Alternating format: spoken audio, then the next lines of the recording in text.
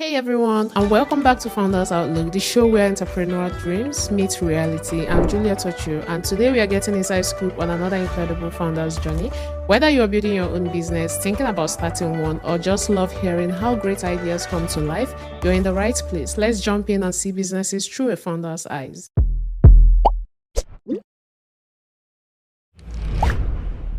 Right now, as you watch this, there are millions of homes sitting on the land that is quietly becoming uninsurable. Wildfire, flood, earthquake, wind events. We spend so much time talking about building wealth, but almost no time talking about protecting the physical foundation wealth sits on. My guest today spent over 55 years across engineering and design. He built a nonprofit from scratch in Hawaii with papers on disaster economics. He's here to give us more insights into his business with his decades of experience. Hi, Ben. How are you doing today? Hey, I'm doing great tonight. Absolutely great. It's Yeah. 1 o'clock in the afternoon here. It's a little cloudy today. We did have some sun yesterday, but Yep. we've been having a lot of storm weather here as well. My house Okay. particularly got $40,000 worth of damage, and it's a hardened Oh, structure. yeah. There's, and Yeah. it's You think about, okay, how are all the different ways that water can get to you? Because Mm-hmm. water is insidious, it will always find a way to get to you. And Yep. in this particular case, we had the house as weather resistant up to 150-mile-an-hour hurricane winds, and it Wow. came through the air conditioner. It Are you literally blew through the serious? wall air conditioner. Oh, it was flooded the Wow. floor. It was a mess. Yeah. Nice to have you today. And can you Thank you. please, introduce yourself? Who is Ben? Sure, What is future sure. proof? And can you give us more insight into what your business is all about? Sure, not a problem. First of all, just a kind of a quick one about me.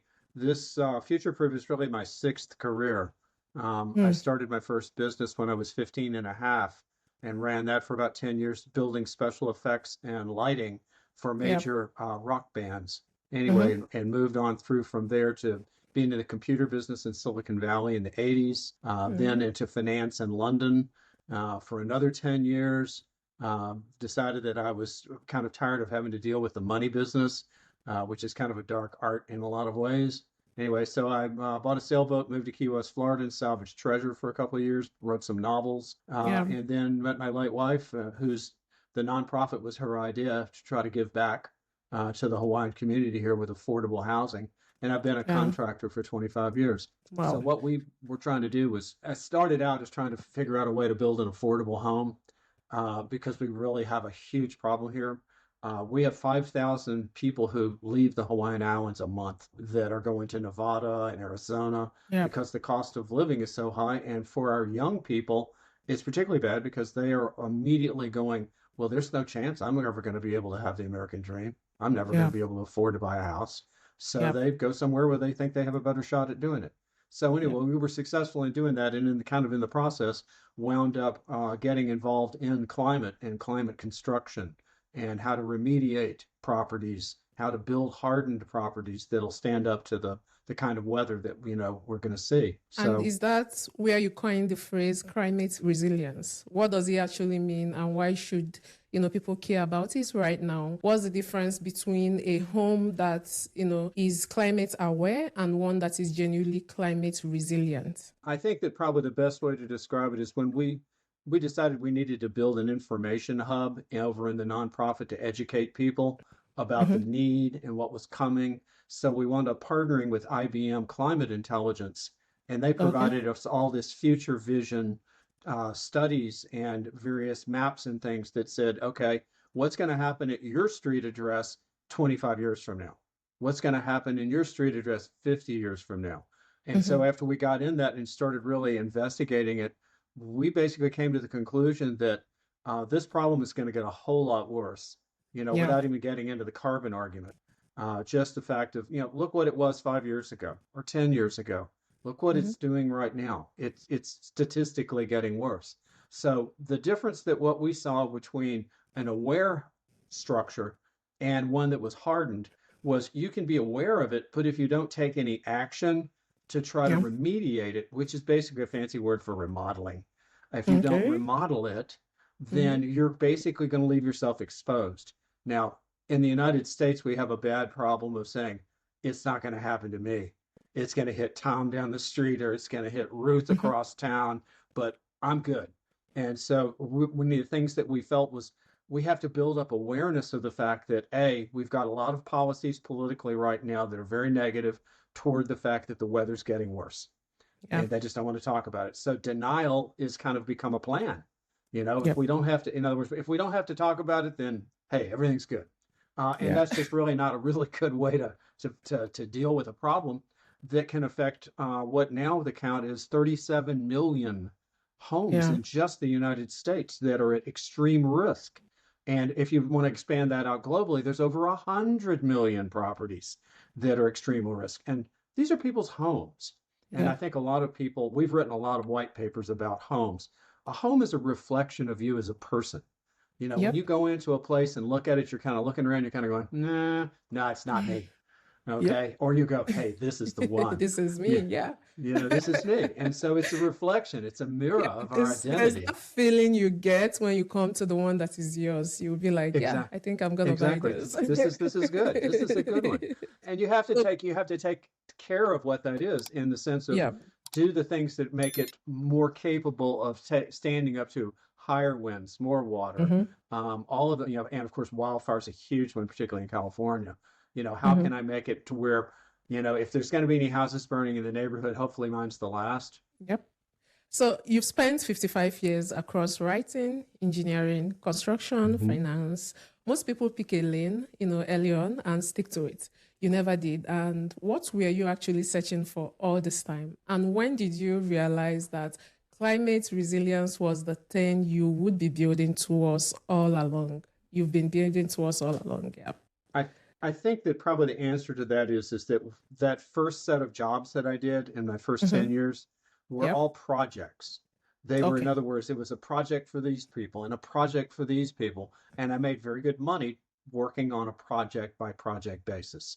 And so Hmm. I think that just kind of carried through the rest of these various jobs in the sense that when I got into the computer business in Silicon Valley, it was like, oh, here's, all of these people who are working in their garage during the golden Yeah. age of computers. And we would go around and, and say, what's going on here, Bob? Show us what you got, and he'd have his little spaghetti supper table set up with his stuff and Yeah. he'd be doing his little presentation in his garage. So, and me and my partner at the time, we put up the money for the spelling checker and Hmm. also for multimedia stuff. So it was a lot of projects that he was really the visionary at that time. I was really more the student. But one of the things that I learned from that is that you don't really have to have a product necessarily to be able to have a project. Hmm. So all you have to do is move money from point A to point B and organize things for people, and you get a commission for doing that. And so that's, how that led into the next one. In that case, it was setting up financing for oil platforms and super tankers and really big ticket items. And one of the things I always tease people about is, especially my friends in New York, they're always going, well, New York is the crossroads of the world for money.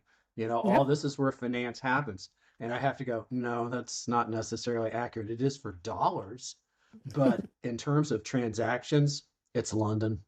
That's where Yep. everybody goes, to say, oh, I need $20 billion to build a dam, in my country, or I need whatever. So they're very Yep. much more, I think, clever with that. And I know you mentioned it earlier, about your late wife. You Mm, co-founded a nonprofit with her. I want to ask you about that because that's not sure. just a business origin story, right? How much of what Hmm. you're doing today or building today is still about her? I'd say 110%.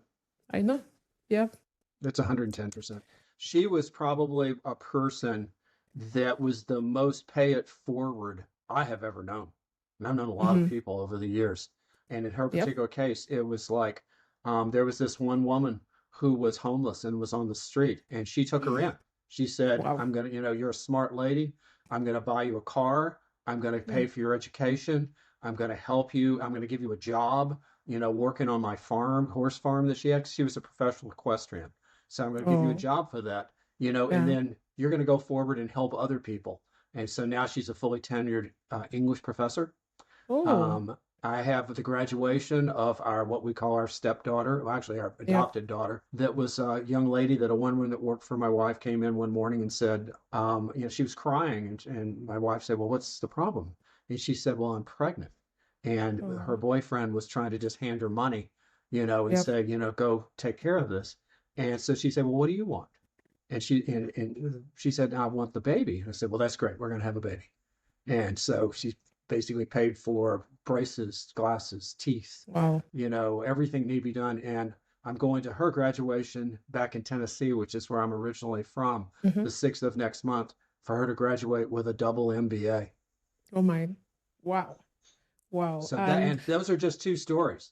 There were yeah, many more. many, It's and that kind of pushed you to, people lose someone and they slow down, but because of her, you went the opposite direction and you Yeah. keep doing what she loves. I love that. And again, you've One of spent the eight things she years. brought up to me, Yeah. just real quick, was the fact that, you have to look at what other people's needs are first, and then because your needs will follow along, and Mhm. you'll get it back. I don't want to get into karma or quantum physics or anything about it, but there's no Mhm. question that, goodness follows goodness.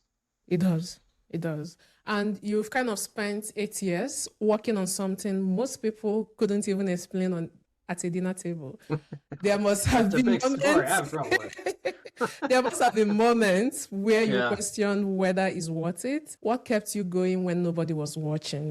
I would say that probably two things. First of Mhm. all, one of the things that my wife taught me, when I came out of the money business, I worked everything from my mind. Everything was a computation, everything was a balance sheet, everything was what was beneficial for me. And consequently, that was something, and I kept telling her, I'm not happy with what I'm doing. And she said, well, stop, do Mhm. something else. I Yeah. was kind of going, oh, wow, I hadn't thought about that. But anyway, though, so she basically taught me to live from my heart instead Yeah. of from my mind. And as a Yeah. result of that, the project itself, though it was really targeted to do one thing, that it just kind of took on its own life, and it grew in its own, maturity. That as we looked at, okay, there's the insurance crisis. How Hmm. can we address people who are going to lose their homes? We Yep. have storms. How is this going to be able to affect people, in terms of where they live? And so as the farther we dug into it, we just saw that this scope just kept expanding geometrically. And as a result of that, we said, okay, well, we've got a real creative group of people. It's about 50 people in our creative Yeah. collective of engineers and a whole bunch of different talented people. And, one of the engineering guys said, well, we need to put artificial intelligence in this. And I was Oh. kind of going, well, that sounds good. And he said, if we do that, we can automate all this stuff that people have to spend money on to Hmm. find out whether they're at risk. And I was going, Yep. well, that's great. Now, the next thing, of course, here's this giant sucking sound of your money, Mhm. going out through the roof, because developing an artificial intelligence at this point in time is pretty expensive business. So Yep. anyway, that's where we had to kind of spend the AI project out of the nonprofit. It's actually now a public benefit Oh, corporation. It, okay. it can have shareholders, and it can have a profit for the shareholders, but it has a mandate for people legally as a public Yeah. benefit corporation. But we thought Nice. that it would be able to do both. In other words, you can do well while you're doing good. Yep. Yep. Let me ask you something blunt. How bad Sure. is this actually? Not in the abstract. For a regular homeowner in North America right now, what is the real risk, that they are not seeing? And, what Um, happens to them financially if they do nothing about it right now? okay. So you want to hear the apocalyptic version? Yep. Okay. All right. It's a cascading catastrophe. Mm, First of all, let's start with the fact that the weather is going to get worse. Let's just it is assume already. that Yeah. that's why I tell people, just look out the window. I mean, you It's don't have getting to worse by the weatherman to know year. which way the wind blows. And in Yep. this particular case, we were saying, okay, it is going to get worse. And the next 20 years, Hmm. particularly worse. So that's where we backed into it, and we said, well, we got to get ahead of this now. If you don't start doing something now, you're going to pay a really high consequence for it. Hmm. Now, to address the individual homeowner, right now, all of these homes are in 17 states. You have, of course, everybody down the West Coast. You then Hmm. start around in Texas, Colorado, goes through Alabama, Mississippi, Florida, of course, and on up the East Coast, and into New Jersey and Massachusetts. It literally rings the ocean with all the states that are around there. However, in our forecast models that we've got, it's starting to move inside from the exteriors of the United States. And the Oh, example I cited, it's already started. If you remember Hurricane Helene a couple of years yep. ago, who Hmm. would have thought you'd had a hurricane in Asheville, North Carolina, in the We are all mountains? surprised. Yep. Pretty stark. So with the weather that's getting ready to do that, the question is um, if you do nothing, let's just make the assumption you do nothing. Yep. This real estate represents $22 trillion. That's how much all that's worth. Hmm. If you say, let's just destroy 10% of it, that's Hmm. $2.2 trillion worth of real estate. If Oh it's higher man. than that, which it has a Yep. very high probability it would be, especially from fire, fire is particularly nasty, and flood being the other one. So those are kind of your two higher risk wind coming down behind that. So what happens is that um, first of all, if you don't have any home insurance, then you are, of course, at risk that if something happens to your house. But Yep. 62% of people have mortgages. And the contract you signed with the bank said that you will keep insurance.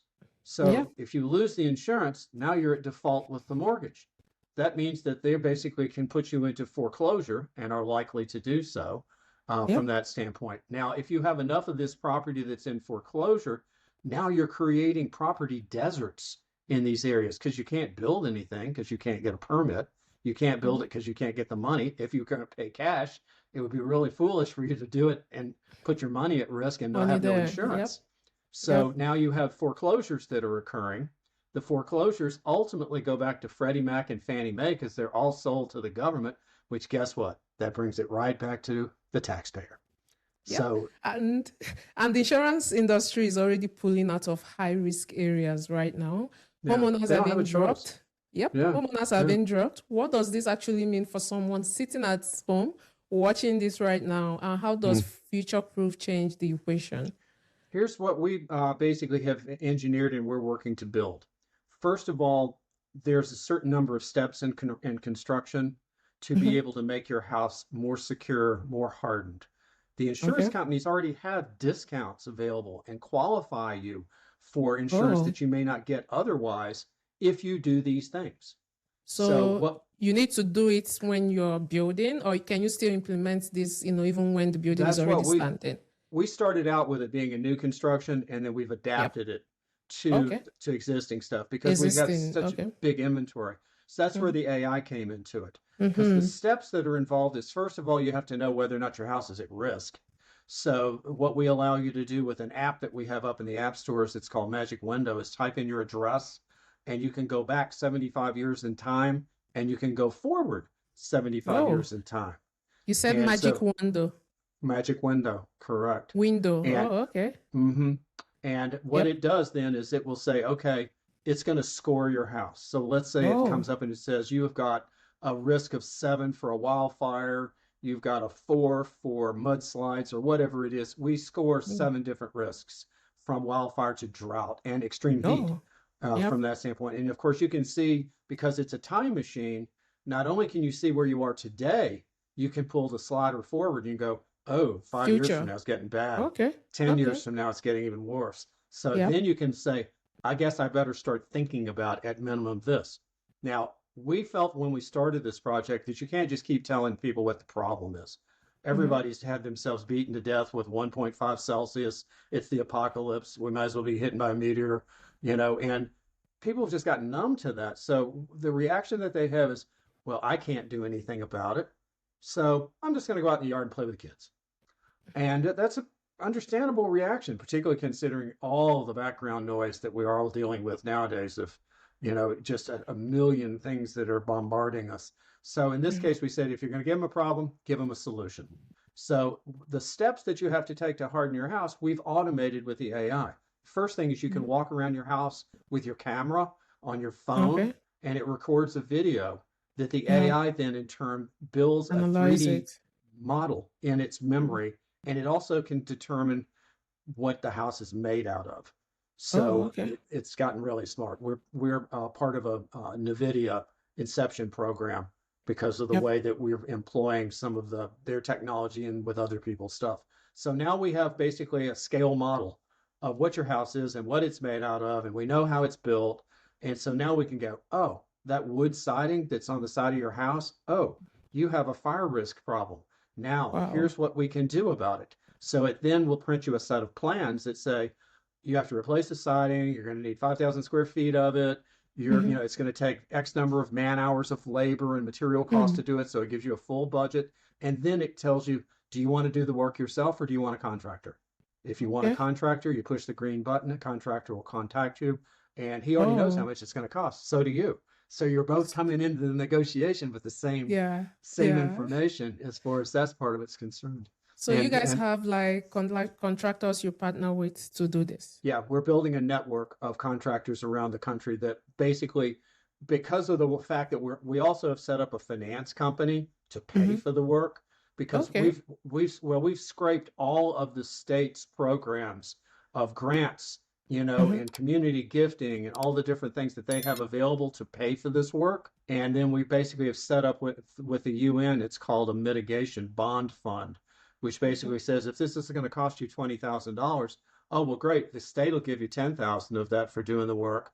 And here's the forms that you have to fill out. We give them right to them on the screen. And here's another 10,000 from the bond fund that's, let's say, is a point, 2 points below market rate because those bonds are specifically dedicated to do that work. You can't go fix your kitchen. You can't remodel your bathroom with it. But if you do the work, we then Yeah. certify it, send it over to the insurance company, and now you qualify for insurance. You also qualify for the discounts. And here's one thing that's not getting a lot of conversation. There's a study that the Board of Realtors came out with about 2 months ago now.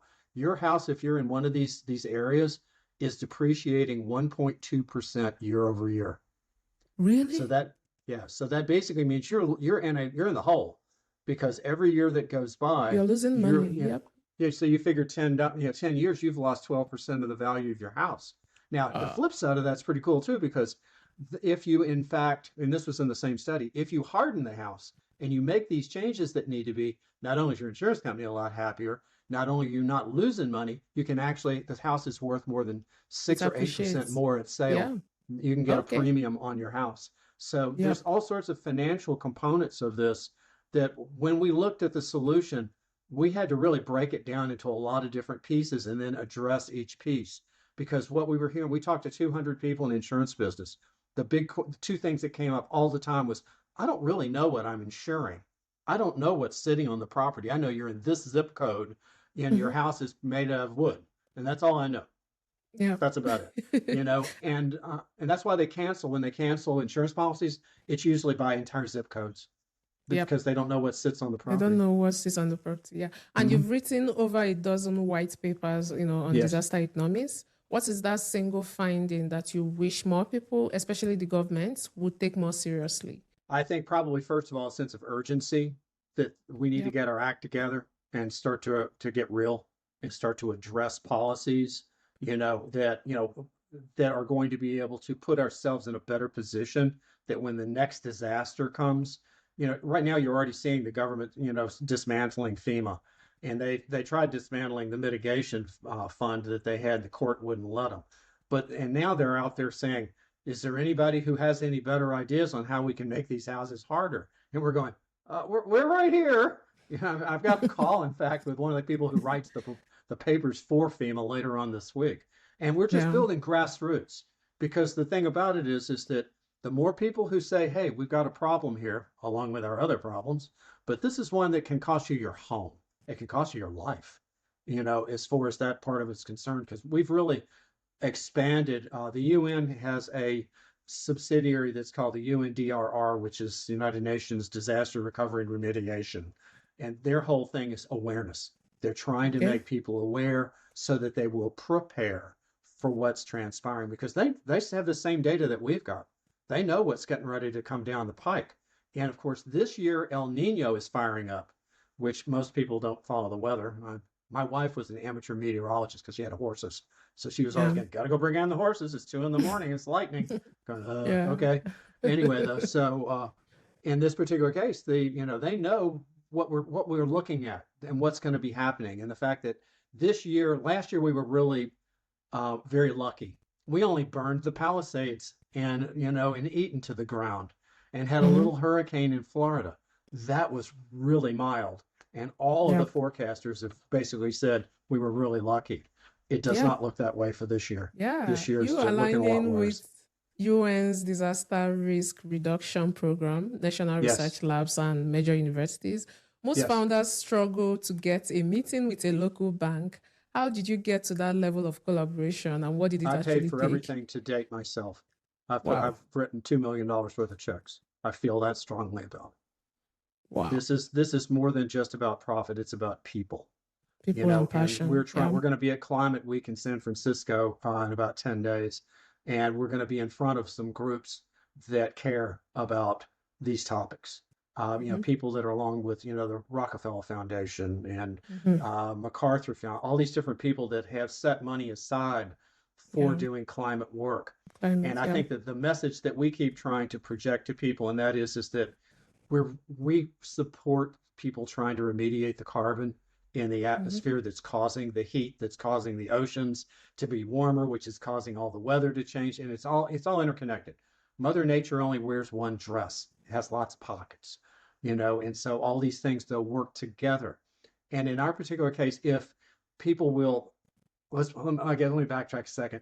Um, we ran one of our studies that we ran is that we asked lots of questions because the only way you can figure out where you need to be is to know where you are. Yep. And in this particular case, we said, okay, let's assume that carbon remediation, there was something viable, you know, that was out there that could be deployed. You know, we would be able to actually turn on the giant vacuum cleaner and start to clean up the mess. Okay. Yeah. How long would it take and how much money would it cost? That was the question. Yeah. Answer 35 years and all the GDP of all the industrialized nations, the entirety of the GDP of the world, Wow. industrialized world. Okay. That basically says that if I got a problem that's going to be here in 10 or 20 years, even if I Yeah. had this fix over here, people need to be prepared. People Yeah. need to understand that it's not an insurmountable problem. Another thing, you know, one of the things that we studied was, well, how much is this really going to cost on average? Because it always comes down to money at the end of the day. So in this particular case, we basically looked at what the cost would be, and our average cost for these houses is between $20,000 and $40,000. That's the Yep. range that we're talking about. So, you know, that's still a lot of money.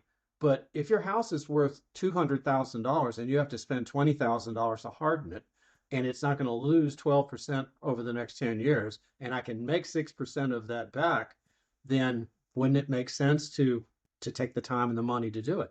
Plus other things. Some people are going to score out. We can only figure that we can save if we had our program running today, full steam. It would be over the next 20 years, we could still only save about 80% of that inventory. That means they're still going to take a $4.4 trillion hit.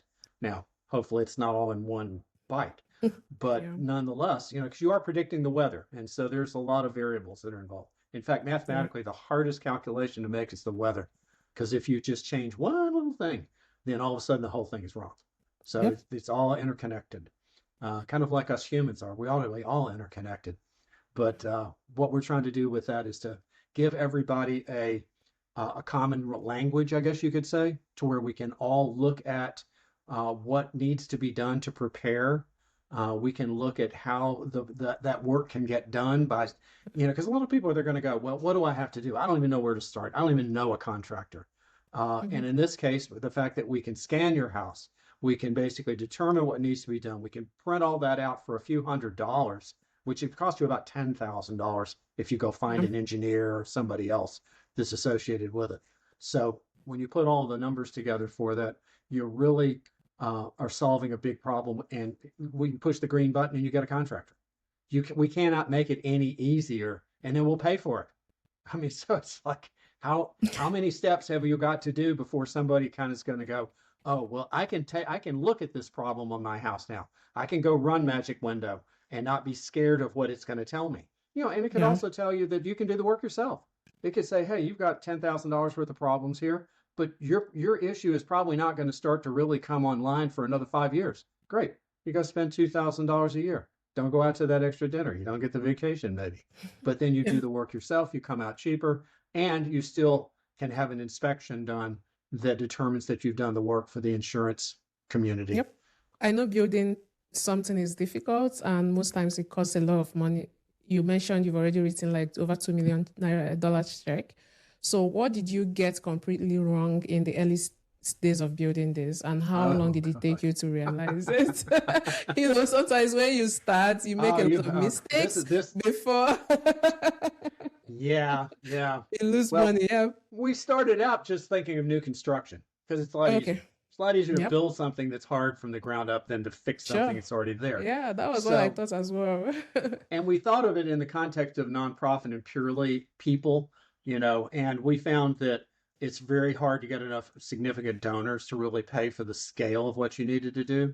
So Yeah. that's where Future Proof started out as a brand for a research project that you could go on our website. Now, how the roots of Future Proof and AI and everything coming into it was the fact that we wanted to have some way to emphasize to you the severity of the problem. So we were, how do we tell that story of the severity? So we built an app to go in the website that basically you would put in your address and it would pull up the picture of your house from Google Street View, Oh, and then we burn yeah. it to the ground or we blow it away with a tornado. And so it's Wow. all the simulation work. So we got to doing simulations, and then we said, well, if you can simulate this, then you can Yeah. understand what the problem is. And so I think that probably the biggest thing is we were testing a lot of different Different things. mechanisms, Yeah. and the problem was evolving at the same time. All of a sudden, we wound up with a lot of significant fires. We had the hurricane that went to North Carolina. We had all these different events that just kind of piled on. And then, of course, IBM stepped in 3 years ago, and they were kind of going, "You boys don't know how bad it's going to be," Yeah. And then all of a sudden, we're looking at this data, and we're going, Yeah. "Oh my God," And so it geometrically kept expanding. I Yeah. probably shouldn't have put $2 million in it because I'd say $1 million of that went to things that we learned, Yep. but aren't in the product. But in order Yep. for us to know what the problem What was, we had to works? study Yeah. it. Yeah. And Yep. so and there's a lot of trial and error that was involved in some of the Yeah. stuff It's not because a waste at the end. it's Yeah. all new ground. It's lessons learned. You're Yes. launching a podcast called Resonate Structures that blends Yes. quantum physics with home ownership. I have to hmm ask, where on earth did the idea come from? Who are you making Well, this I, for? I And tell what do you people, want them to feel after every episode? I think that probably, because in fact, was working on that yesterday because we're going to try to get it out there. It was going to be the 15th, but with Climate Week and these invitations that we've had, probably going to wind up being the end of the month or first part of next before the first episode drops. But I've always been very interested in quantum physics. I was Mhm. interested in physics before that because a lot of these projects that I've been involved in involve lasers in in, Yep. in these various theatrical settings, fire-breathing dragons, explosives, all these different physical things that we had to work in. So it was always kind of, I would see a white paper on something having to do with a topic like laser physics or stuff like that, and I would go, oh, maybe we can figure out some way to use this in one of these different shows. Because I have to say, the rock stars, if when you ask them, how do you see yourself? Basically, the answer is, we're gods. We're Yep. basically gods. So, and you're going, okay, then I got to stick you on Mount Olympus for this tour. Is that about right? I said, Yeah. yes, we do. We must be elevated. But And then, if this works, if future proof becomes what you believe it can become, what does mhm. that actually mean to you? Not for the industry, to you personally. What does it mean if it It works? means that I'm going to go out and measure up 2 palm trees for a hammock. And I'm going to basically, I don't drink, so I'm going to sit back and just have coconut juice and milk and water, whatever it is. Okay. But I think that I would like to think that it's going to cement the legacy of my wife and her giving. Because Sure. if you look at any of our websites, if you look Hmm. at the very bottom, contact page and stuff that's at the bottom of the main page, Yeah. you'll see there's a Hmm. little holly leaf Yeah. that's on there, and that's the dedication to her. So I think that to see that happen is great. I know that I've got filing cabinets full of stuff that I've written, Yeah. and it's like it's like the scripts for resonant structures. Not to get too deep into string theory and any of the other stuff, but everything in the universe is made of the same thing. And Okay. it's just really a matter of the frequencies that it resonates at. You've probably met somebody before and you were going, boy, I had this feeling, it's this resonance with this person. Okay, Hmm. you did. That Yep. is a proven fact in physics. And so the same thing really applies to structures in the sense of what they're made out of, what they're capable of withstanding. And you can, I try not to get too deep into the engineering. I try to kind of take a 30,000-foot view of it. But the fact of what we see and what our consciousness perceives may or may not be the right solution to a given problem. Okay. That's the Reader's And Digest version. and if it doesn't get there fast enough, if the window closes before the infrastructure is in place, how do you make peace with that?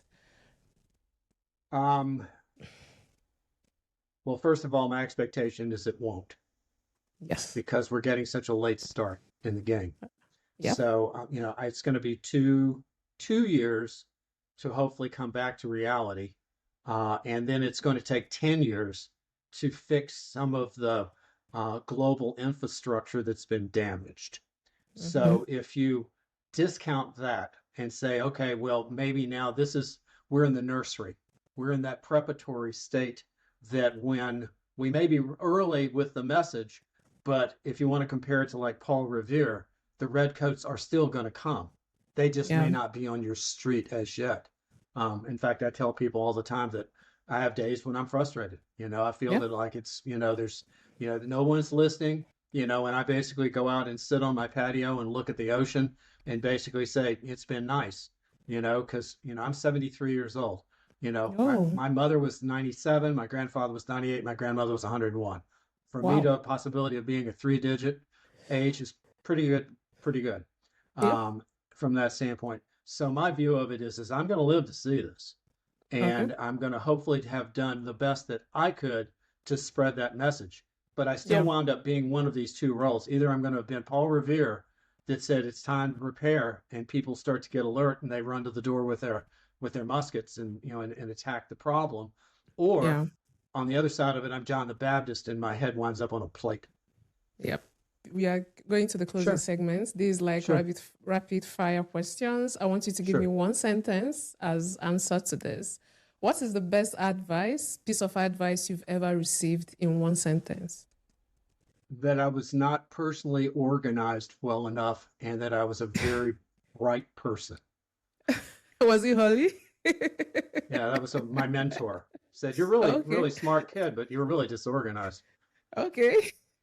All right. The second one is one thing you wish you had done sooner in your business journey. Uh, I was on a path to get a law degree and I didn't. And I think I could be Oh, more effective had I gone ahead yeah. and finished that as And part of done my the law. education. Okay.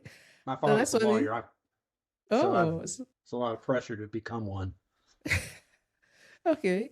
So failure or fear, which has taught you more? Uh, it would have to be failure because I mentor other people and I say the first thing you have to do in life is live fearlessly. You cannot Hmm. have fear and be successful at any Okay. level. Okay. So I teach fearlessness. So it would be Okay. failure. Yeah. What does success actually feel like for you right now? Getting some of my $2 million back, I agree. Yeah. just on a practical level. Yes, I agree. And the last one is, what is the last thing that genuinely made you laugh? I laugh a lot. So Oh, that's that's a nice. big question as far as that's concerned. Well, I feel that you have two choices in life. You can laugh or you can cry. And Okay. I prefer the former to the latter. Oh, From my own okay. sake. But so probably my daughter who lives in the Ohana, which is like a separate building from in my house, Yeah. and she and her boyfriend, we get together and have dinner, and there's always something silly that we're Yeah. laughing at. So you're all laughing at the dinner table. That's We do. nice. So, Ben, what is it about future proof or yourself I've not asked you that you want the audience to know about? I think that probably is that um, don't be despondent that you don't Hmm. know what to do, because these tools that we're working on are tools for homeowners as well as for construction, as well as for insurance people. We're trying Okay. to level the playing field. There's a lot of, Hmm. anger and animosity between the homeowner and the insurance guy in the sense that, why did you raise my rates? I've been a good client for 12 years. and the insurance company is saying, why don't you love me anymore? Yeah. In the sense of, we've always got along great. And the insurance guy does not have a choice.